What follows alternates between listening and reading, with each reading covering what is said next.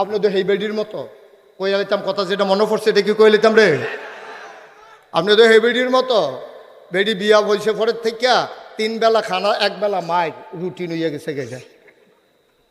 3 বেলা খাওয়া 1 বেলা আবার কথা কয় না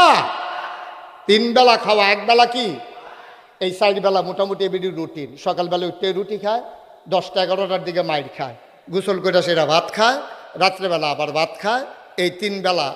খানা আর 1 বেলা মাইর তো বেডিও জানে যে মার কপালও আছে হদ্দুদি সংসার করলে এই মাইটের খাইয়ে করণ লাগবে এটা চিন্তা করে লাভ নাই তো প্রত্যেক দিন বেডি বিষয়টা না পাইলে তো বেটার সেতুটে বেশি মারেও বেশি কাছে থাকলে তো 2টা কম দেয় এই জন্য টাইম হইলে মাইডের টাইম হইলে বেডি গিয়া বেড়ার কাছে দাঁড়াই থাকে 2টা দিয়া দেয় বেডি ফাইসি ফিসি করে গিয়া গোসল করে যাওয়ার পরে